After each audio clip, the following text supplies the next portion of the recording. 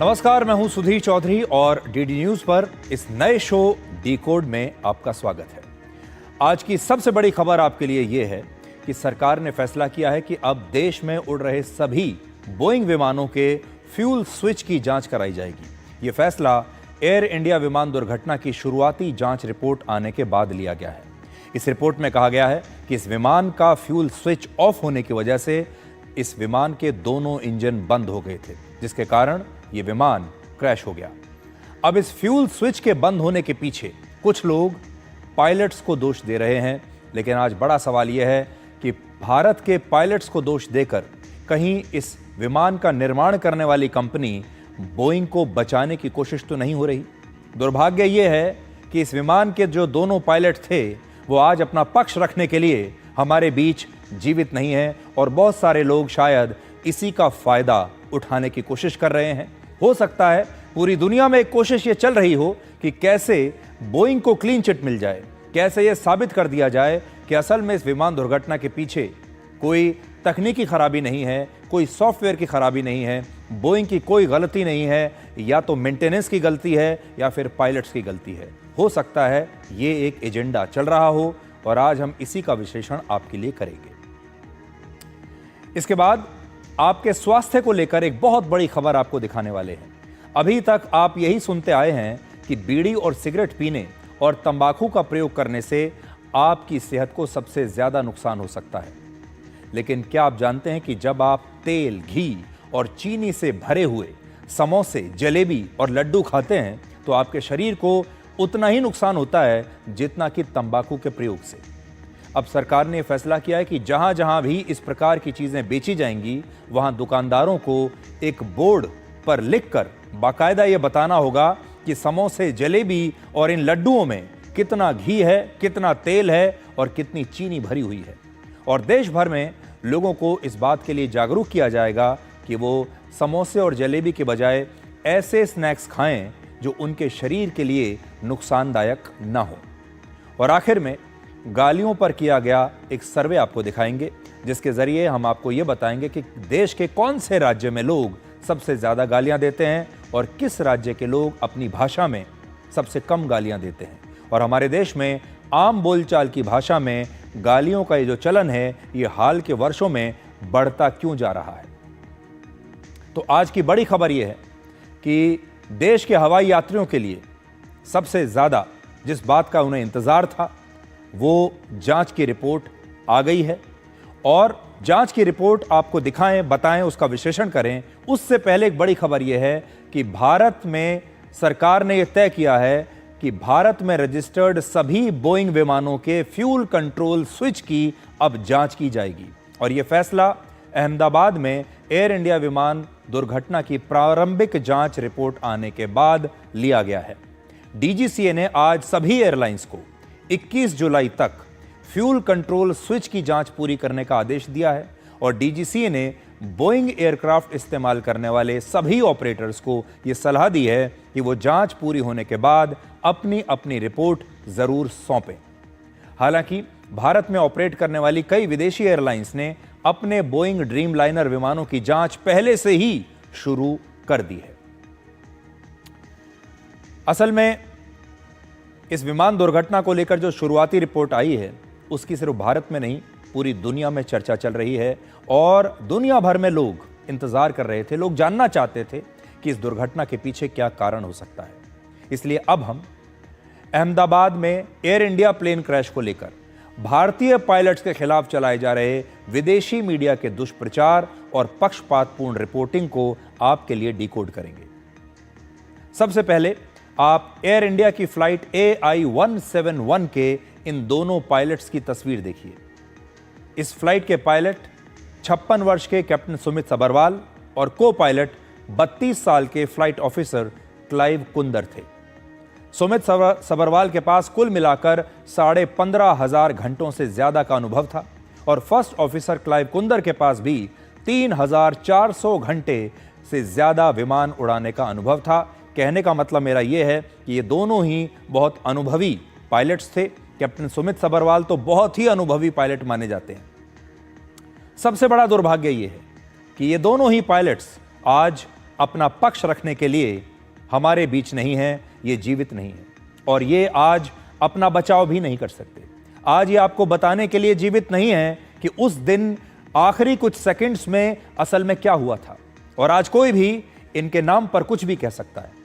और अब Ahmedabad plane crash का सारा दोष इन्हीं दोनों पायलट्स पर डालने की कोशिश हो रही है। इतने अनुभवी पायलट्स के खिलाफ सोशल मीडिया के साथ साथ विदेशी मीडिया, बड़े बड़े अखबार, बड़े बड़े विदेशी चैनल्स ऐसी खबरें दिखा रहे हैं, प्लांट कर रहे हैं, जिससे ऐसा प्रतीत होने लगे कि इन पायलट्स की गलती से ही एयर इंडिया का विमान क्रैश हुआ है और इनकी वजह से 260 लोगों की जान चली गई। एयर इंडिया प्लेन क्रैश मामले में 3 मुख्य किरदार हैं जो सबसे पहले आज आपको समझना चाहिए।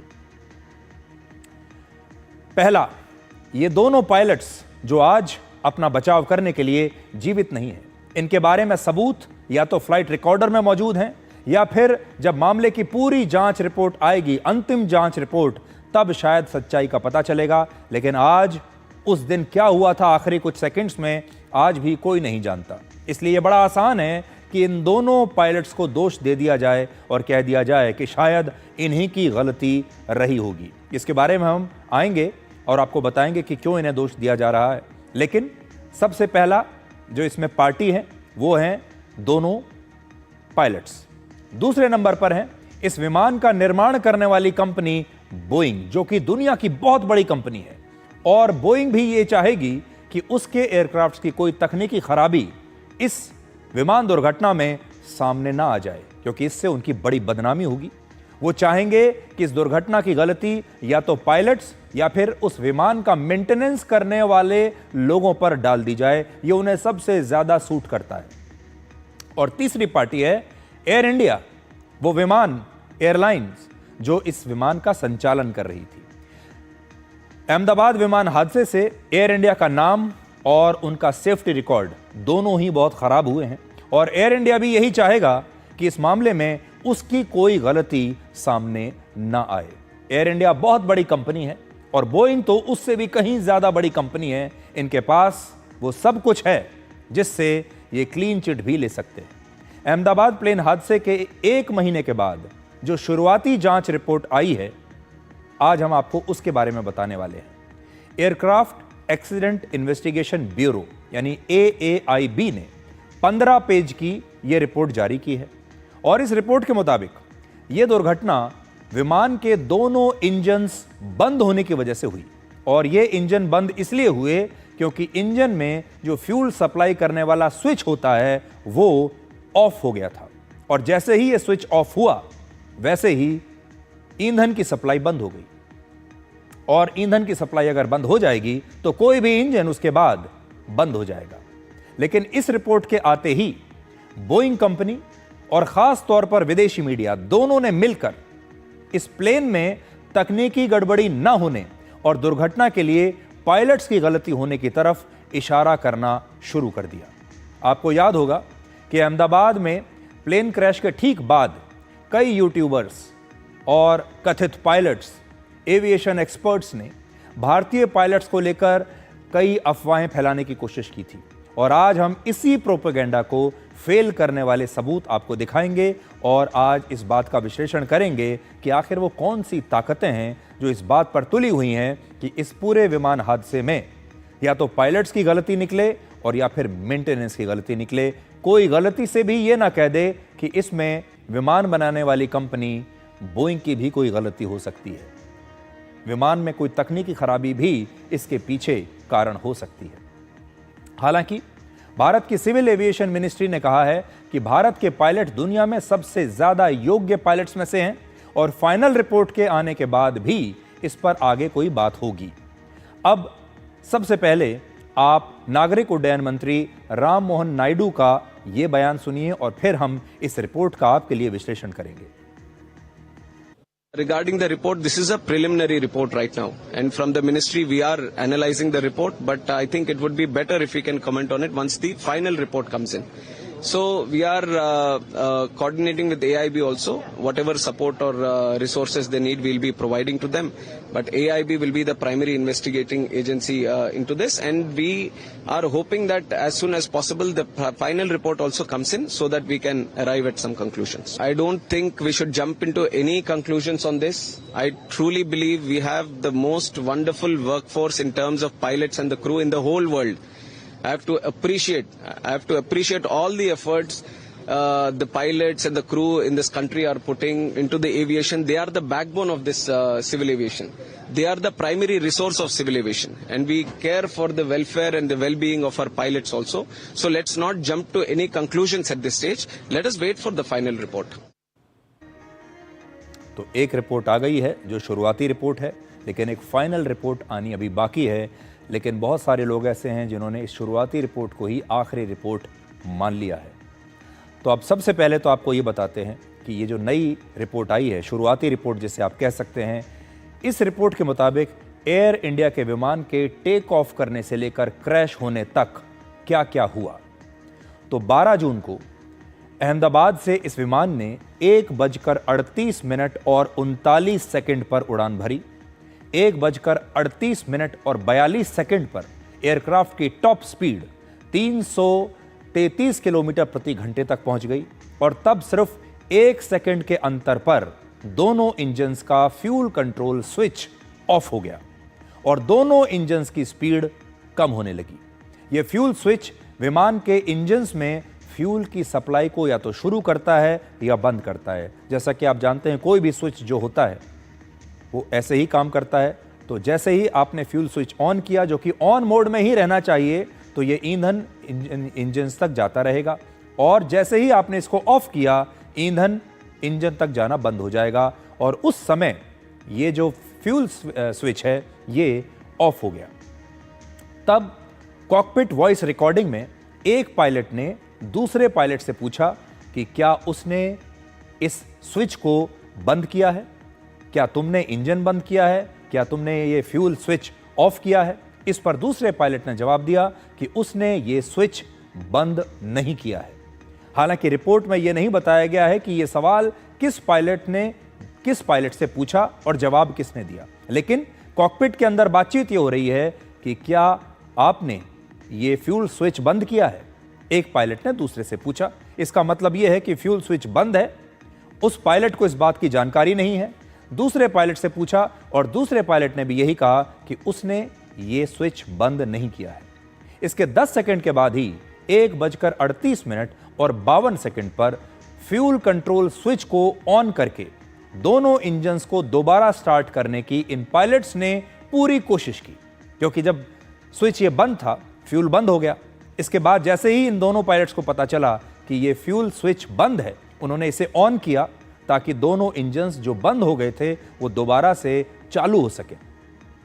इसके बाद पहला इंजन कुछ हद तक शुरू हुआ भी, लेकिन दूसरा इंजन स्टार्ट नहीं हो पाया, रीस्टार्ट नहीं हो पाया। यानी इन इंजन से विमान को आसमान में उड़ने की ताकत नहीं मिल रही थी। और ये जो दोनों इंजन्स हैं, ये रीस्टार्ट तो हो सकते हैं, लेकिन ये रीस्टार्ट होने में समय लगाते हैं। इन्हें कुछ और सेकंड चाहिए थे ताकि ये दोनों इंजन फिर से शुरू हो सकें, चालू हो सकें। लेकिन विमान की जो हाइट थी वो इतनी नहीं थी, विमान के पास इतना समय नहीं था कि वो कुछ और सेकंड इन इंजन्स को स्टार्ट होने के लिए वेट करे।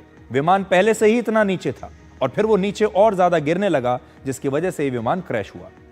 अब देखिए, 1:39 और 5 सेकंड पर पायलट ने जमीन पर मौजूद एयर ट्रैफिक कंट्रोल को मे डे की कॉल दी।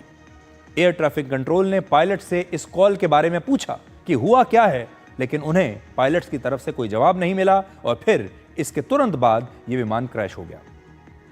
दुर्घटना के तुरंत बाद 1:39 और 11 सेकंड पर फ्लाइट रिकॉर्डर ने अपनी रिकॉर्डिंग बंद कर दी। यानी ये वो समय था जब यह विमान नीचे गिर चुका होगा।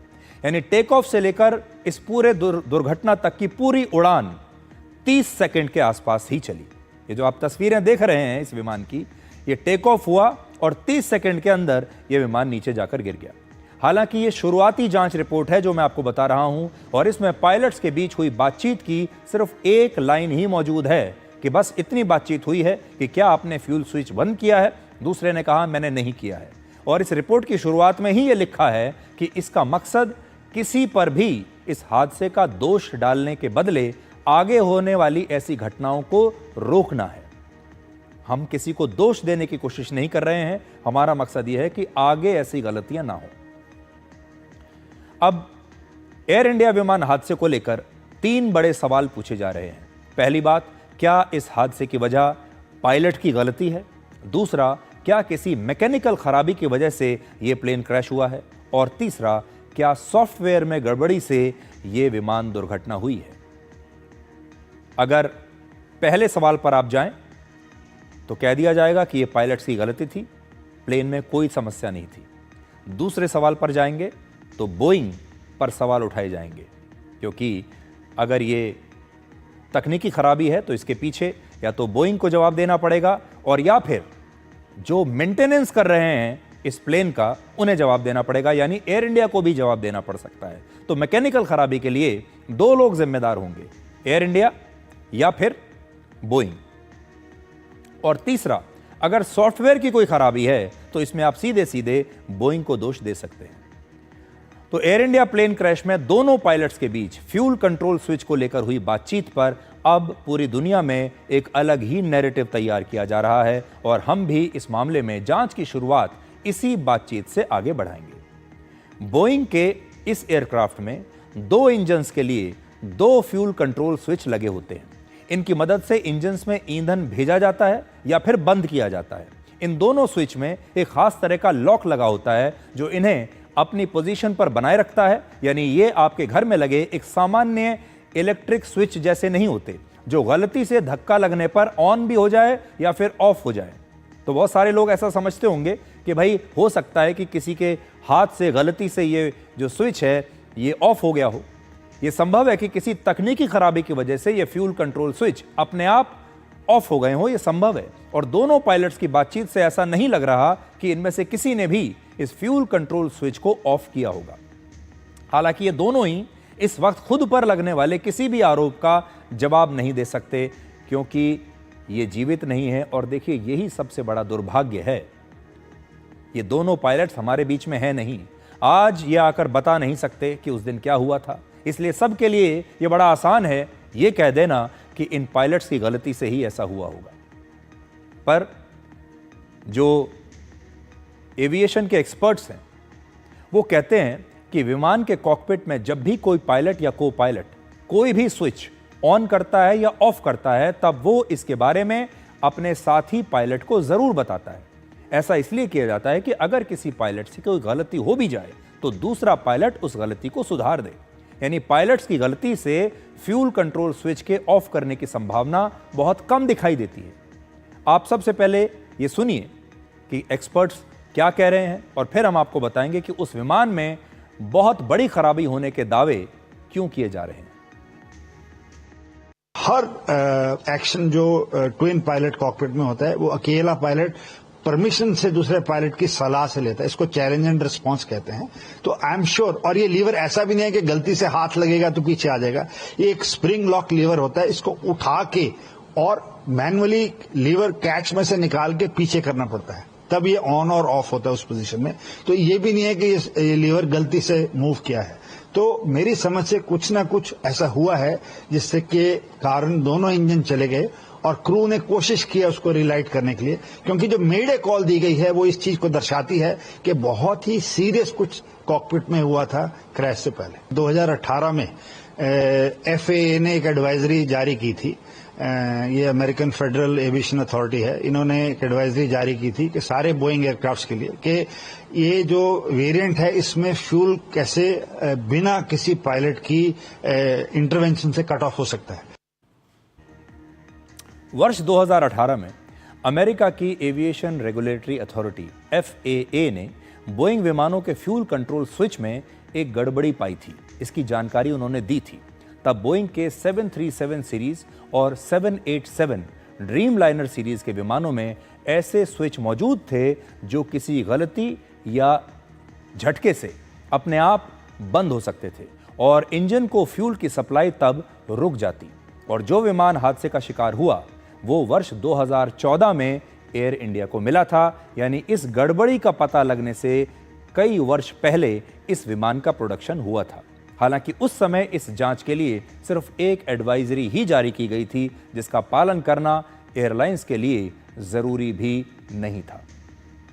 जांच में यह भी पता चला है कि दोनों पायलट्स मेडिकली बिल्कुल फिट थे, उन्हें किसी प्रकार की कोई समस्या नहीं थी और फ्लाइट से पहले उन्हें पूरा आराम दिया गया था। वो पूरा आराम करके आए थे, यानी ना तो वो थके हुए थे, ना शारीरिक रूप से उन्हें कोई और समस्या थी।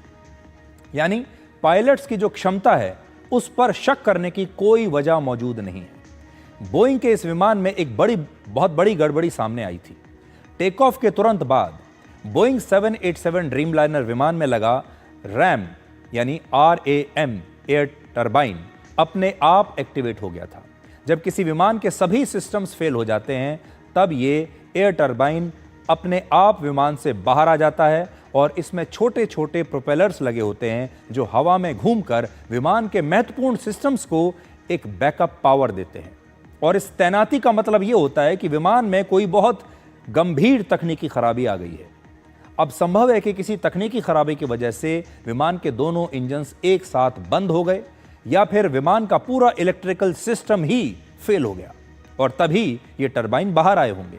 अब बड़ा सवाल यह है कि पायलट्स को दोष देकर कहीं इस विमान को बनाने वाली कंपनी बोइंग को बचाने की कोशिशें तो नहीं हो रही। जांच एजेंसी ने अपनी रिपोर्ट सिर्फ 1 महीने के बाद जारी कर दी है, 30 दिन के अंदर अंदर। हालांकि इस रिपोर्ट के नतीजे पूरी तरह से अब भी साफ नहीं है, जिसकी वजह से एयर इंडिया के पायलट्स की प्रतिष्ठा को नुकसान पहुंच रहा है। अब विस्तार से इस रिपोर्ट को जानने की आवश्यकता है। हालांकि आपको थोड़ा सा समय इसमें लग सकता है, लेकिन आप ध्यान से सुनिएगा। इस मामले में पूरी जांच रिपोर्ट और सच का इंतजार दुनिया भर के लोगों को है। अहमदाबाद विमान हादसे में 260 लोगों की मौत हुई और मृतकों के जो परिवार हैं वो इस हादसे की वजह जानना चाहते हैं। सबसे पहली बात तो यही है कि वो सारे जो परिवार हैं आज उन्हें इंसाफ चाहिए। वो ये तो जरूर जानना चाहेंगे कि इस विमान के पीछे, इस दुर्घटना के पीछे आखिर हुआ क्या था। ये जानने का सबसे पहला अधिकार तो इन परिवारों को है। दूसरा, एयरलाइन इंडस्ट्री की कोशिश है कि हवाई यात्रियों के लिए सुरक्षा को बेहतर किया जाए। ये पूरी जो सिविल एविएशन इंडस्ट्री है, लोगों का विश्वास हवाई यात्रा से हिल गया है। अब लोग हवाई यात्रा के समय डरने लगे हैं इस विमान दुर्घटना के बाद, और यह बहुत जरूरी है कि लोगों के विश्वास को दोबारा से स्थापित किया जाए। ये इस पूरी इंडस्ट्री के लिए ये बहुत जरूरी है कि जो यात्री हैं उनका भरोसा एयरलाइन सेफ्टी में दोबारा से आए, और वो भी इस रिपोर्ट के आधार पर हवाई यात्रियों के शक को दूर करना चाहते हैं। और तीसरी बात, भारत के पायलट्स भी चाहते हैं कि इस दुर्घटना पर एक भरोसेमंद जांच रिपोर्ट आए ताकि उन पर उठ रहे सवालों की बजाय असली तकनीकी खराबी का पता चल सके। इस दुर्घटना की प्रारंभिक जांच रिपोर्ट को विदेशी मीडिया अपने अपने नैरेटिव के साथ अब दुनिया भर के सामने पेश कर रहा है। अमेरिका के एक बहुत बड़े अखबार ने किसी एक्सपर्ट के बयान को आधार बनाकर एक खबर छापी कि पायलट के दखल के बिना किसी विमान का फ्यूल स्विच बंद हो ही नहीं सकता, और अब तक विमान में किसी मैकेनिकल खराबी या डिजाइन में किसी प्रकार की कोई समस्या नहीं पाई गई है।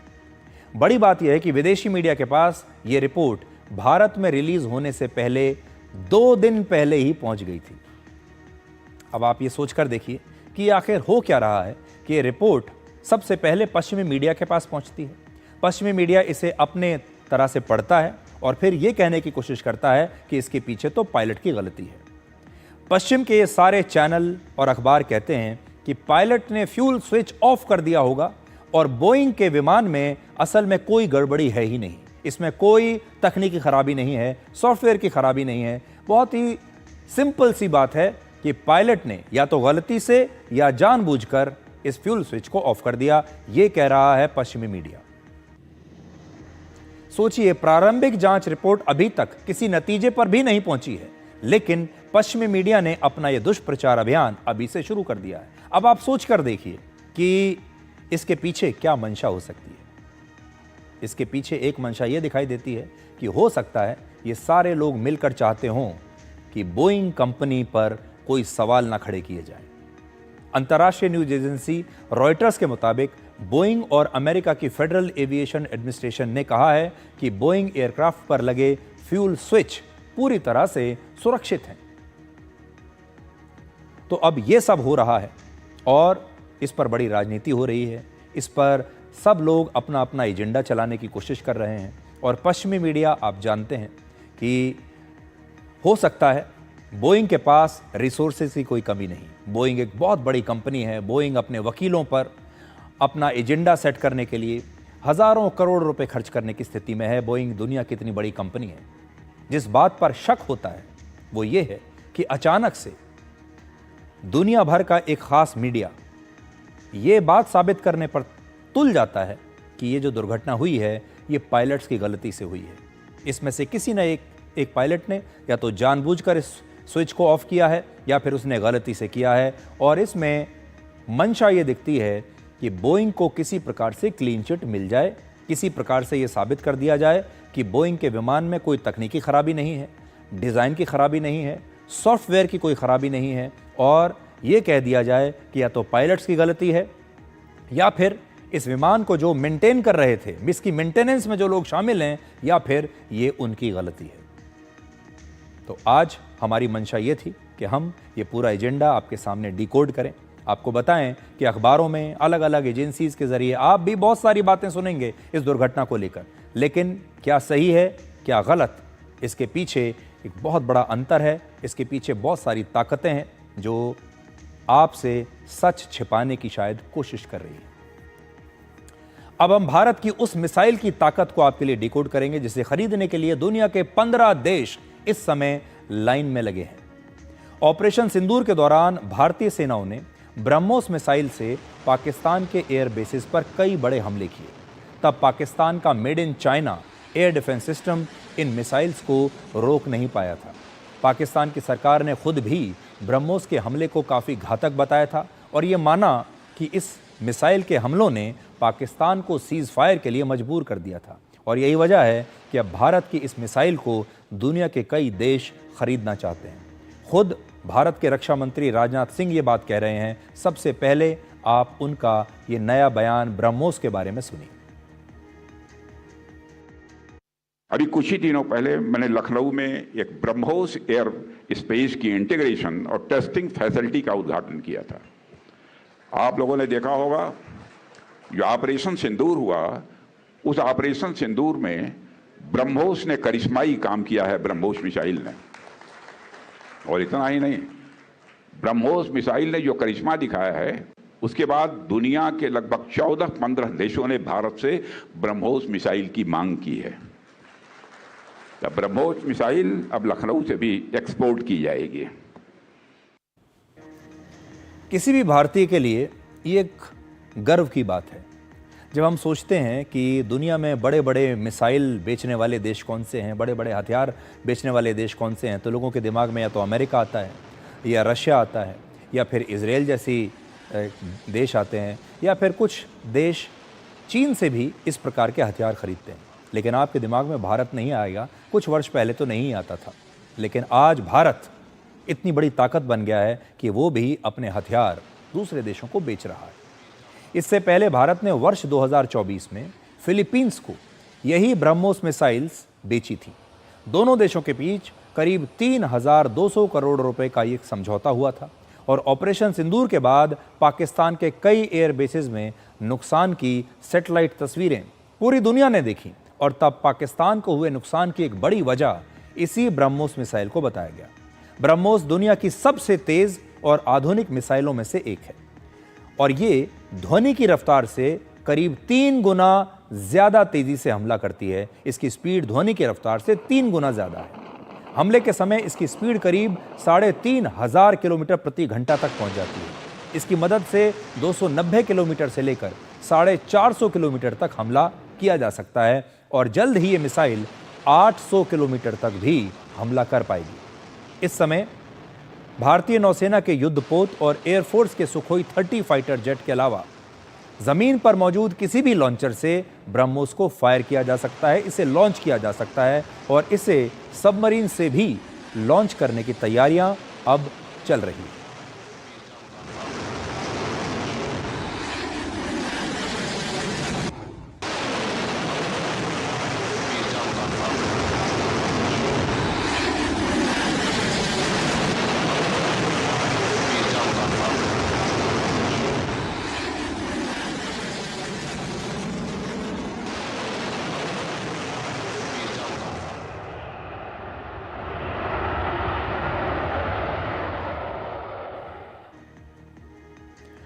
अब एक बहुत बड़ी खबर जो कि आपके बारे में है, आपके स्वास्थ्य के बारे में है, और एक सवाल भी है। अगर आपको कोई धीमा जहर, जिसे हम अंग्रेजी में स्लो पॉइजन कहते हैं, इस धीमे जहर को स्वादिष्ट बनाकर सस्ते दामों पर आपको बेचा जाए तो क्या आप इसे खरीद कर खा लेंगे? क्योंकि ये स्वादिष्ट भी है और सस्ता भी है। क्योंकि समोसा, जलेबी, लड्डू और पकौड़े आपके लिए धीरे धीरे इसी प्रकार का एक धीमा जहर बन सकते हैं। अब तक आपने सिगरेट, बीड़ी और तंबाकू के पैकेट्स पर यह चेतावनी लिखी देखी होगी, जिसमें लिखा होता है कि धूम्रपान से कैंसर हो सकता है, तंबाकू जानलेवा है, और इस प्रकार की जो चेतावनी है वो सिगरेट और तंबाकू के पैकेट पर अक्सर आपको देखने को मिलती हैं। आप पढ़ते हैं उनको, जिसमें कहा जाता है कि ये आपके स्वास्थ्य के लिए बहुत हानिकारक है। आमतौर पर धारणा भी यही है कि अगर कोई धूम्रपान कर रहा है, अगर कोई तंबाकू का प्रयोग करता है तो उसके शरीर को बहुत जल्द इसका बड़ा नुकसान होगा। लेकिन बहुत जल्द आपको इस तरह की चेतावनी समोसे, जलेबी, लड्डू और पकौड़े जैसी खाने पीने की चीज़ों के साथ भी देखने को मिल सकती है। अगर आप ये सोच रहे हैं कि आप सिगरेट नहीं पीते इसलिए आपकी सेहत को नुकसान का इतना बड़ा कोई खतरा है ही नहीं। बहुत सारे लोग आपने देखा होगा जो आते हैं और कहते हैं हम तो ना सिगरेट पीते हैं ना शराब पीते हैं, इसलिए हमें क्या हो सकता है। लेकिन ये सारे लोग समोसे तो खाते हैं, जलेबी तो खाते हैं, लड्डू तो खाते हैं और बड़े शौक से खाते हैं। तो ऐसे तमाम लोग जो जलेबियों के शौकीन हैं, जिन्हें हर शाम को समोसा चाहिए, जो बात बात पर लड्डू खाते हैं, लड्डू बांटते हैं, ये उन सब के लिए सावधान होने का समय है। क्योंकि ये आपके लिए उतना ही खतरनाक है जितना कि सिगरेट पीना, बीड़ी पीना या तंबाकू का प्रयोग करना। समोसा, जलेबी और लड्डू नए जमाने के तंबाकू हैं। इनमें मौजूद फैट, चीनी और नमक आपकी सेहत के लिए उतना ही नुकसानदेह और खतरनाक हो सकता है जितना कि सिगरेट और तंबाकू। स्वास्थ्य मंत्रालय ने एक नई शुरुआत की है, जिसके तहत अब समोसा, जलेबी और लड्डू की दुकानों पर ऐसे बोर्ड लगाए जाएंगे जिन पर लिखा होगा कि इस समोसे में कितना तेल पड़ा है, जलेबी और लड्डू में कितना घी और कितना चीनी है। और इस चेतावनी का उद्देश्य आपको ये याद दिलाना है बार बार कि इन सारी चीज़ों में कितनी मात्रा में तेल है, शुगर है, घी है, जो आपके शरीर को बीमारियों का घर नहीं बल्कि बीमारियों का पूरा की पूरा शोरूम बना देगा। शुरुआत में स्वास्थ्य मंत्रालय ने केंद्र सरकार के संस्थानों को इस तरह के चेतावनी वाले बोर्ड अपनी कैंटीन, मीटिंग रूम्स और दूसरी जगहों पर लगाने का आदेश दिया है। इसके अलावा सरकार के जो आधिकारिक लेटर हेड्स हैं, नोट पैड्स हैं, फोल्डर्स हैं, उन पर भी आपके स्वास्थ्य से जुड़े मैसेजेस अब छापे जाएंगे। इस योजना की शुरुआत फिलहाल नागपुर के सरकारी संस्थानों में की जा रही है, जिसमें एम्स नागपुर जैसे बड़े संस्थान शामिल हैं। आज समोसा, जलेबी और पकौड़ा भारत में सिर्फ स्नैक्स नहीं है, ये भारत में भूख मिटाने का एक आसान तरीका बनते जा रहे हैं। अगर आपके घर में कोई मेहमान भी आता है तो हम सबसे पहले मेहमान नवाजी के लिए या तो समोसे मंगवाते हैं, जलेबियाँ मंगवाते हैं, पकौड़े मंगवाते हैं या घर में बना लेते हैं, और हम सोचते हैं कि ये सब खिलाकर हम अपने मेहमानों की मेहमान नवाजी करेंगे, उन्हें खुश कर देंगे। आज भारत के हर गली, हर नुक्कड़, हर चौराहे पर समोसे और जलेबी की दुकान आपको ज़रूर मिल जाएगी। हमारे देश में समोसा और जलेबी की जोड़ी, कचौड़ी और जलेबी की जोड़ी अब केवल खान पान नहीं है बल्कि हमारी संस्कृति का एक हिस्सा बन चुकी है। रेलवे स्टेशन हो, बस अड्डा हो, कॉलेज की कैंटीन हो या ऑफिस के बाहर चाय की कोई दुकान हो, हर जगह समोसा, जलेबी या कचौड़ी आपको ज़रूर मिलेगा। फ्रूट सैलेड या पोहा जैसे जो हेल्दी विकल्प हैं वो आपको या तो मिलेंगे ही नहीं कहीं या बहुत ही कम मिलेंगे। इसके लिए लोगों के पास, और यही एक वजह है कि लोगों के पास अब समोसा, जलेबी, कचौड़ी और पकौड़े जैसी चीज़ खाने के अलावा कुछ और खाने का विकल्प होता ही नहीं है। क्योंकि हमारे देश की जो आम जनता है वो कहाँ जाएगी? बाज़ार में जाते हैं, बस अड्डे पर जाते हैं, रेलवे स्टेशन पर जाते हैं, दफ्तर के बाहर जाते हैं, आपकी चाय की दुकान के आसपास कहीं जाते हैं, या आप अपनी कैंटीन में जाते हैं। हर जगह आपको यही समोसे तलते हुए लोग मिलेंगे और आप ये सोचते हैं क्या तो समोसा खा लेंगे, कोई पकौड़ा खा लेंगे या कचौड़ी खा लेंगे।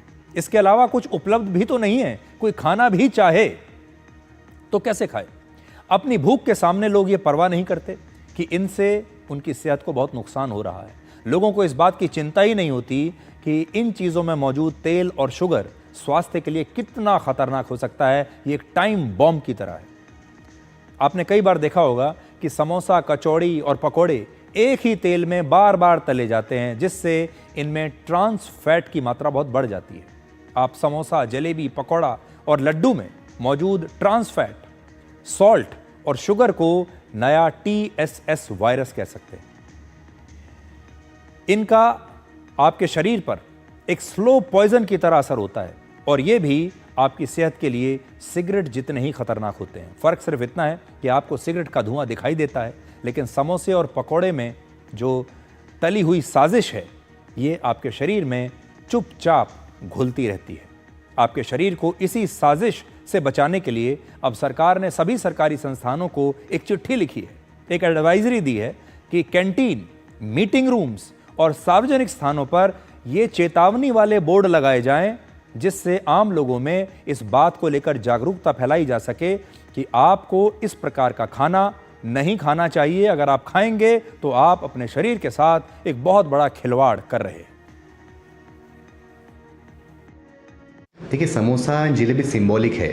कोई भी तली हुई चीज़ या कोई भी मीठी चीज़ जिसमें सिर्फ शुगर जाता है, ये ज़्यादा क्वांटिटी में हमारे लिए हानिकारक है। ये हमें मोटा करती है, ओबेस करती है। मोटापे से BP, शुगर ये आता है, फिर heart attack, brain attack, kidney failure, even cancer जैसी चीज़ें आती है।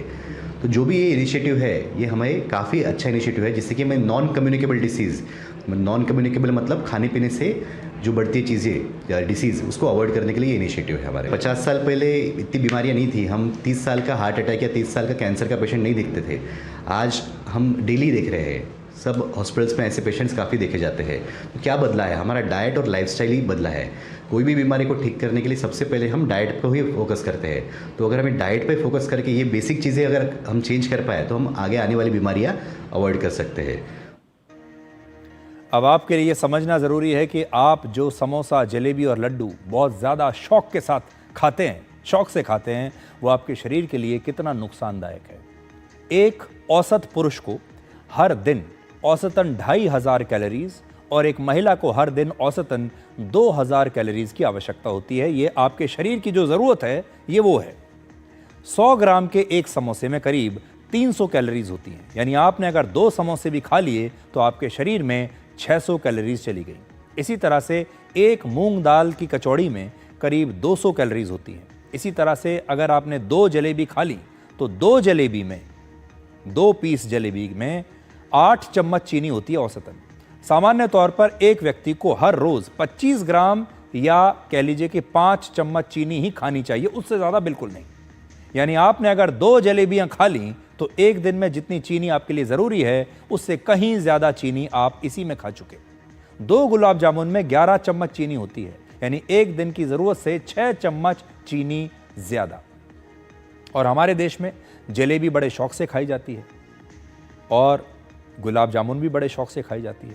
आप भरपूर पहले खाना खाते हैं पेट भर के, और फिर उसके बाद जलेबी भी खाते हैं मीठे के तौर पर और गुलाब जामुन भी खाते हैं। सरकार ने चेतावनी वाले बोर्ड लगाने के पीछे मोटापे को एक बहुत बड़ा कारण बताया है। भारत के लोगों में अब मोटापा तेजी से बढ़ रहा है। इसके पीछे सबसे बड़ी वजह तली हुई चीज़ें खाना है, जिसमें इसी प्रकार के खाने हैं, समोसे, कचौड़ी, पकौड़े, इस प्रकार की चीज़ें हैं। या फिर आप मीठा खा रहे हैं, जलेबी और गुलाब जामुन जैसा। आपको याद होगा प्रधानमंत्री नरेंद्र मोदी ने हर भारतीय से खाने के तेल का इस्तेमाल कम से कम 10% तक कम करने की अपील की थी। एक और रिपोर्ट के मुताबिक वर्ष 2021 में हमारे देश में मोटे लोगों की संख्या 18 करोड़ थी। वर्ष 2050 तक भारत की 1/3 आबादी मोटापे से ग्रस्त होगी, यानी 45 करोड़ लोगों को मोटापे की समस्या तब तक हो जाएगी, हो सकता है उससे भी ज्यादा। अब आप सोचिए, एक ऐसा देश जिसमें लगभग 50 करोड़ लोग ऐसे हैं जो कि मोटापे के शिकार हैं, जो फिट नहीं हैं, जो ना चल सकते हैं, ना भाग सकते हैं, ना दौड़ सकते हैं, ना कोई शारीरिक काम कर सकते हैं, और मोटापे की वजह से उनके शरीर में न जाने कितनी बीमारियां इस समय पल रही होंगी, उस देश का भविष्य क्या होगा। नेशनल फैमिली हेल्थ सर्वे के मुताबिक वर्ष 2021 में 24% महिलाएं और 23% पुरुष मोटापे से परेशान थे। यानी हर 100 में से 24 महिलाएं और हर 100 में से 23 पुरुष जरूरत से ज्यादा मोटे थे। सोचिए, देश में हर चौथी महिला, लगभग हर चौथा पुरुष मोटापे का शिकार है। आज हमारे देश में बच्चे भी मोटापे की समस्या से परेशान हो रहे हैं। वर्ष 2021 में 5 साल से कम उम्र के करीब 3% बच्चे मोटे थे। यानी 5 साल से कम उम्र के 100 में से 3 से ज्यादा बच्चे मोटापे का शिकार हो रहे हैं। हमारे देश में वर्ष 2008 से लेकर 2020 के बीच शहरों में मोटापा 39% तक बढ़ चुका है, जबकि गांवों में मोटापा 23% तक बढ़ा है। अभी भी शहरों के मुकाबले गांव में मोटापा बढ़ने की रफ्तार कम है, क्योंकि गांव के लोग आज भी शायद उस प्रकार का खाना नहीं खा रहे हैं और वो मेहनत ज्यादा कर रहे हैं शहरी लोगों के मुकाबले। आज हमारे देश के लोगों में BMI यानी बॉडी मास इंडेक्स बहुत तेजी से बढ़ रहा है। जिसका BMI ज्यादा होता है वो ओवरवेट होते हैं, यानी उनका वजन जरूरत से ज्यादा होता है। एक और रिपोर्ट के मुताबिक हमारे देश में वर्ष 2020 से लेकर 2035 के बीच, यानी 15 वर्षों तक मोटापे का शिकार लोगों की संख्या हर साल 4% की दर से बढ़ेगी। इसी तरह से वर्ष 2020 से लेकर 2035 के बीच हर साल ओवरवेट बच्चों की संख्या भी 6% से ज्यादा की दर से बढ़ेगी। 2019 में हमारे देश में मोटे लोगों की वजह से करीब 2.5 लाख करोड़ रुपए का नुकसान हुआ था। बिना किसी युद्ध या प्राकृतिक आपदा के, केवल खान पान की लापरवाही की वजह से, अनफिट शरीर की वजह से हमारी अर्थव्यवस्था को करीब 2.5 लाख करोड़ रुपए का नुकसान हुआ था। ये तो हम आपको पुराना डेटा दे रहे हैं, अब तो और भी ज्यादा हो रहा होगा। अगर आज इसे नहीं रोका गया तो वर्ष 2030 तक मोटापे की वजह से हमारे देश को हर साल करीब 7 लाख करोड़ रुपए का नुकसान होगा। आज हम रक्षा पर हर साल जितना पैसा खर्च करते हैं, वर्ष 2030 में मोटापे की वजह से उतना ही पैसे का नुकसान एक साल में हमारा होने लगेगा। लेकिन वर्ष 2060 तक मोटापे की वजह से नुकसान कई गुना बढ़ जाएगा, जो बेहद चिंताजनक है। 2060 में हमारे देश में मोटापे की वजह से हर साल 71 लाख करोड़ रुपए का नुकसान होने लगेगा, ऐसा एक अनुमान है। इसका कारण क्या है? अगर आज आप अपने चारों तरफ देखेंगे, आप भी ये सर्वे कर सकते हैं। इसके लिए सरकार का इंतजार करने की जरूरत नहीं है। कल जब आप अपने घर से बाहर निकलें तो अपने आसपास लोगों को देखिएगा और ये देखिएगा कि आपके आसपास कितने लोग आपको फिट दिखाई दे रहे हैं, कितने लोगों के पेट बाहर निकले हुए हैं, कितने लोग ऐसे हैं जिन्हें आप ये कहेंगे कि ये मोटापे का शिकार हैं और कितने लोग बिल्कुल फिट हैं। अगर आप हाल के 10-15 साल से भी तुलना करेंगे तो अब ऐसे लोगों की संख्या आपके आसपास कहीं ज्यादा दिखती है जो अनफिट है। और भारत में बीते कुछ दशकों में खाने पीने का जो पैटर्न है वो बहुत बदल चुका है। आज हमारे देश में 38% लोग तला हुआ यानी फ्राइड या फिर प्रोसेस्ड फूड खाते हैं। केवल 28% लोग ही हैं जो सेहतमंद खाना इस समय पसंद करते हैं। आज हमारे देश में 10 में से 4 लोग स्वाद को प्राथमिकता देते हैं और सेहत पर ध्यान नहीं दे रहे। इसलिए आज हमारे देश में ये मोटापा इतनी तेजी से बढ़ रहा है। आज से कुछ दशक पहले सरसों के तेल की कुछ बूंदों का इस्तेमाल करके खाना बन जाया करता था, लेकिन अब हर खाना तेल में तला जा रहा है। और आज हमारे देश में हर व्यक्ति औसतन हर साल करीब 19 लीटर खाने के तेल का इस्तेमाल करता है। भारत में हर रोज करीब 6 करोड़ समोसे बेचे जाते हैं। ये भी आप देख लीजिए, हर रोज 6 करोड़ समोसों की बिक्री है हमारे देश में। ये तो एक एस्टिमेट है, हो सकता है इससे ज्यादा भी हो। वर्ष 2024 में हमारे देश में स्नैक्स का बाजार 46,500 करोड़ रुपए का था। 2033 तक ये बढ़कर 1 लाख करोड़ रुपए से ज्यादा का हो जाएगा। आज खाने का जो सामान सस्ता है वो सेहतमंद नहीं है और जो महंगा है उसे लोग खा नहीं रहे। आज कोई भी हेल्दी फूड बेचना नहीं चाहता, कोई भी दुकानदार। आप जाएंगे तो आप देखेंगे कि दुकानों पर इसी प्रकार का खाना मिल रहा है, समोसे मिल रहे हैं, ब्रेड पकौड़े मिल रहे हैं, लेकिन आपको स्वास्थ्यवर्धक खाना दुकान पर नहीं मिलेगा, क्योंकि ये खाने की कोई डिमांड ही नहीं है। अगर किसी दुकान पर आपको स्प्राउट्स मिल जाएं, फ्रूट चाट मिल जाए, सैलेड मिल जाए, तो उसकी बिक्री शायद होगी ही नहीं। मजबूरन दुकानदार हेल्दी खाने का सामान बेचना बंद कर देता है और फिर वापस समोसा और जलेबी बेचने लगता है। लेकिन आपको अपनी सेहत का खुद ख्याल रखना है, इसमें सरकार का भी इंतजार मत कीजिए। इसलिए आज से आपको 3 सावधानियां बरतनी है। पहला, फ्राइड खाना, तली भुनी चीजें अब कम से कम खाइए। बहुत ही मजबूरी हो जाए, मुंह में अगर आपके पानी आने ही लगे तो वो भी कम से कम कभी कभी आप इस तरह का फ्राइड खाना खाइए, नहीं तो बिल्कुल मत खाइए, ये जहर की तरह है। दूसरी बात, पैकेज्ड फूड का इस्तेमाल बिल्कुल बंद कर दीजिए, क्योंकि इसमें ट्रांस फैट होता है और इससे आपके शरीर को सबसे ज़्यादा नुकसान होता है। ये जो पैकेट बंद नमकीन आप खाते हैं, ये आपके लिए बहुत खतरनाक होती है। पैकेट में जो भी सामान आप लेकर आ रहे हैं खाने पीने का, जो भी स्नैक्स आप लेकर आ रहे हैं, ये सारा आपके लिए बहुत खतरनाक है, क्योंकि इसमें ट्रांस फैट होता है।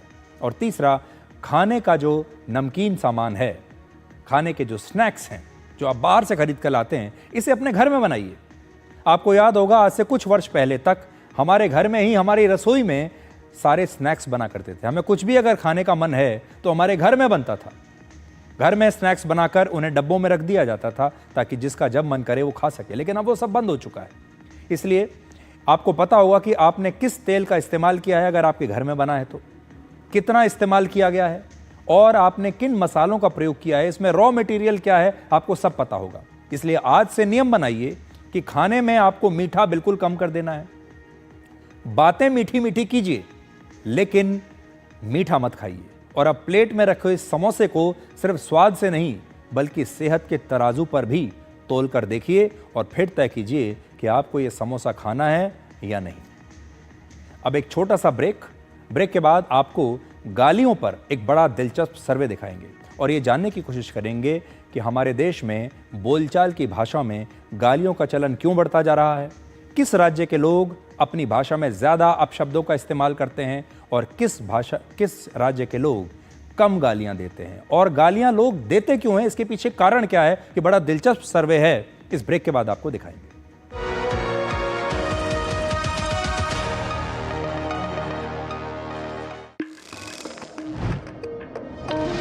कौन है जो देश की वायरिंग को सेफ बनाता है? कौन है जो देश की वायरिंग को इको फ्रेंडली बनाता है? कौन है जो जोड़े देश को?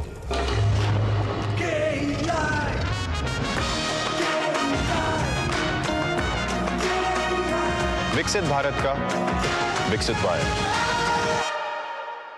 क्या आप जीवन में अनहोनी घटनाओं की चुनौती से सुरक्षित है? सुरक्षा का भरोसा नेशनल इंश्योरेंस के साथ। प्रोडक्ट्स की एक विशाल रेंज जो सुरक्षित रखे आपके जीवन के हर पहलू को, चाहे हो सेहत, घर, गाड़ी या बिजनेस।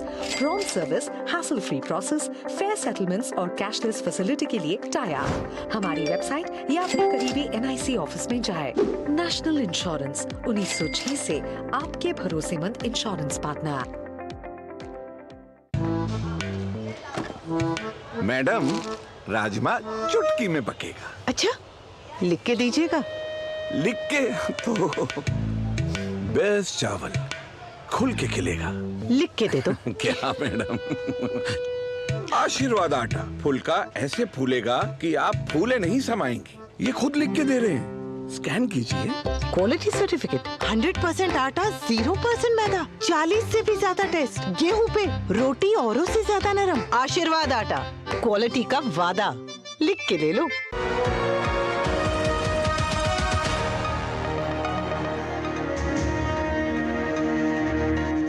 भाषा किसी भी समाज का आईना होती है और कोई भी इंसान आपसे कैसे बात करता है, बातचीत के दौरान कैसे शब्दों का इस्तेमाल करता है, इस बात से उस व्यक्ति के संस्कार, उसकी संस्कृति, उसकी परवरिश की झलक आपको मिलती है। किसी भी समाज में अपशब्द या गालियां उस समाज की संस्कृति पर सबसे बड़ा धब्बा होती हैं। लेकिन आपने अनुभव किया होगा कि भारत के शहरों से लेकर गांव के इलाकों तक सब जगह आज भी लोग आपसी बातचीत में गालियों और अपशब्दों का प्रयोग करते हैं। ये गालियां और अपशब्द भारत के कई इलाकों में तो लोकगीतों तक का हिस्सा बन चुके हैं। अपशब्दों का प्रयोग करना हमारे देश में एक आम बात है। आप अगर कहीं से गुजर रहे हैं, सफ़र कर रहे होते हैं, बाजार में, सड़क पर, सार्वजनिक स्थानों पर कई बार गालियां सुनने को आपको मिलती हैं। अगर आप अपने परिवार के साथ होते हैं, अपने परिवार की महिलाओं के साथ कहीं जा रहे होते हैं, तो कई बार स्थिति बहुत असहज हो जाती है जब आप अपने आसपास लोगों को गाली गलौज करते हुए सुनते हैं। सेल्फी विद डॉटर के फाउंडर और महर्षि दयानंद यूनिवर्सिटी के प्रोफेसर डॉक्टर सुनील जागलान शायद भारत के पहले ऐसे व्यक्ति होंगे जो भारत को गाली मुक्त बनाने के लिए 11 साल से एक अभियान चला रहे हैं और इस अभियान का नाम है गाली बंद घर अभियान। इसके तहत लोगों को गालियां न देने के लिए प्रेरित किया जाता है। डॉक्टर जागलान ने अपने इसी अभियान के दौरान 11 साल में 70,000 लोगों के बीच एक सर्वे किया, जिसके जरिए ये समझने की कोशिश की गई कि भारत में किस इलाके के लोग सबसे ज़्यादा गालियां देते हैं और इसके पीछे का मनोविज्ञान क्या है। इस सर्वे में युवाओं से लेकर उनके माता पिता, टीचर्स, छात्र छात्राओं, वकीलों, बिजनेसमैन, सफाई कर्मियों, यानी समाज के हर वर्ग को इसमें शामिल किया गया। और इससे पता चला कि गाली देने या अपशब्दों का इस्तेमाल करने के मामले में भारत की राजधानी दिल्ली के लोग सबसे आगे हैं। दिल्ली में करीब 80% लोग गालियां देते हैं। दूसरे नंबर पर पंजाब, जहां 78% लोग गालियां और अपशब्दों का इस्तेमाल करते हैं। उत्तर प्रदेश और बिहार के बीच मुकाबला बराबरी का है। दोनों ही राज्यों में 74% लोग गालियां देते हैं। इसी तरह राजस्थान के 68%, हरियाणा के 62%, महाराष्ट्र के 58%, गुजरात के 55%, मध्य प्रदेश के 48%, उत्तराखंड के 45% और जम्मू कश्मीर के 15% लोग अपशब्दों का इस्तेमाल करते हैं। जबकि उत्तर पूर्वी राज्यों और बाकी राज्यों के 20 से 30% लोग गालियां देते हैं। आम धारणा यह है कि गालियां सिर्फ पुरुष देते हैं, लेकिन अब लड़कियां और महिलाओं के बीच भी गालियां देने का चलन बढ़ रहा है। आपने सोशल मीडिया पर, बाजारों में, बसों में, मेट्रो में, ट्रेन्स में सफर के दौरान अब महिलाओं को भी झगड़ों के दौरान गालियां देते देखा होगा। ऐसे वीडियोस आपने सोशल मीडिया पर देखे होंगे जिनमें महिलाएं भी एक दूसरे के खिलाफ उतने ही अपशब्दों का इस्तेमाल कर रही हैं। कई जगह तो ऐसे भाषा का इस्तेमाल होता है ताकि पुरुष भी शर्मिंदा हो जाए। लड़कियों के स्कूल और कॉलेजेस में भी अब गालियां बोलचाल की भाषा में शामिल हो गई हैं। और इसी सर्वे में पता लगा कि 30% लड़कियां और महिलाएं भी अब महिला सूचक गालियां देती हैं, जिसमें माँ, बहन और बेटियों के लिए अपशब्द इस्तेमाल किए जाते हैं। सोशल मीडिया और OTT प्लेटफॉर्म से भी आजकल की युवा पीढ़ी के बीच गालियों का चलन बढ़ा है। कोविड के दौरान ऑनलाइन कंटेंट जब लोग देख रहे थे, वेब सीरीज देख रहे थे और फिल्मों में अब गालियां खुलकर इस्तेमाल हो रही हैं और इसे आजकल के युवा कूल समझते हैं।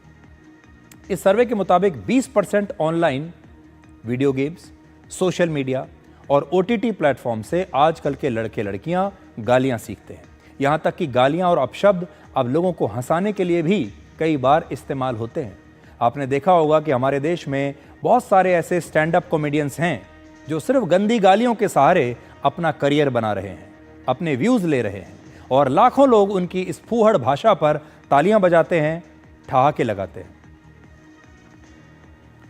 यह खबर बड़ी दिलचस्प है, लेकिन एक छोटा सा ब्रेक हमें लेना होगा और ब्रेक के बाद हम दोबारा लौटेंगे।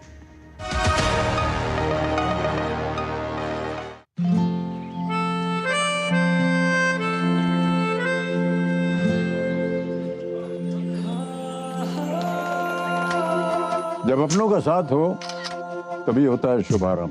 इसलिए सिर्फ मुथूट फाइनेंस सदियों से देते आ रहे हैं हर नई शुरुआत में अपनों जैसा भरोसा। Muthoot finance, India's number 1 most trusted financial services brand. तो गोल्ड लोन के लिए अभी फोन कीजिए 1-800-313-1212 पर। कैंट गोल्ड से पानी होता है ज्यादा प्योर। बैक्टीरिया के अलावा हानिकारक सिस्ट भी निकलती है। बिना बिजली से चलने वाला वाटर प्योरीफायर जो पानी को शुद्ध करे और बीमारियों से बचाए। अब हर परिवार होगा स्वस्थ कैंट से। क्या आप जीवन में अनहोनी घटनाओं की चुनौती से सुरक्षित है?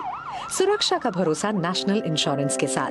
प्रोडक्ट्स की एक विशाल रेंज जो सुरक्षित रखे आपके जीवन के हर पहलू को, चाहे हो सेहत, घर, गाड़ी या business. Prompt service, hassle free process, fair settlements और कैशलेस फैसिलिटी के लिए टाई अप। हमारी वेबसाइट या अपने करीबी NIC ऑफिस में जाए। नेशनल इंश्योरेंस 1906 से आपके भरोसेमंद इंश्योरेंस पार्टनर।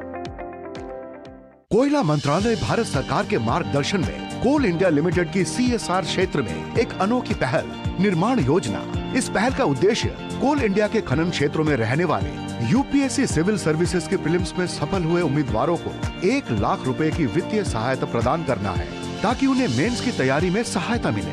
2024 में 6 बेटियों ने निर्माण योजना का लाभ लेकर यूपीएससी सिविल सर्विसेज परीक्षा में सफलता हासिल की है। योग्य उम्मीदवार से ऑनलाइन आवेदन आमंत्रित है। Become a proud Prestigian. Pursue BBA and MBA at PIMR Indore. Get 100% placement support. Industry-focused curriculum. Shaping leaders since 1994. Join PIMR Indore.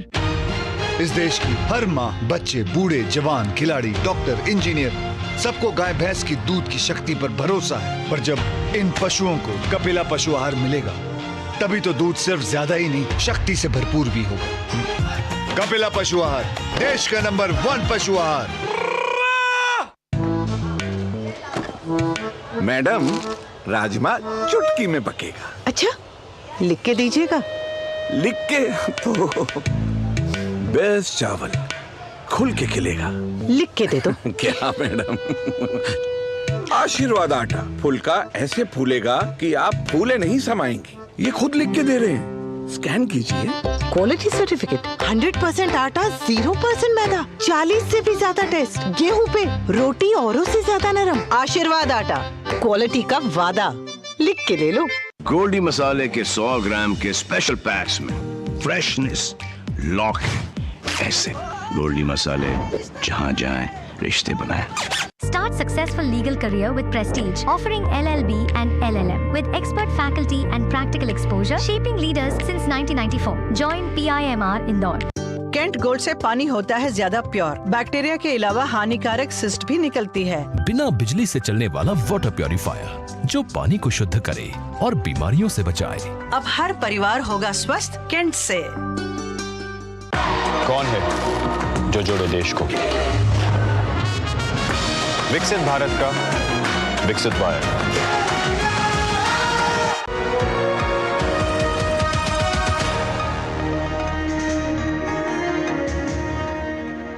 तो ब्रेक से पहले हमने आपको गालियों पर सर्वे दिखाया और बताया कि कैसे हमारे देश में अपशब्द और गालियों का प्रयोग बढ़ रहा है।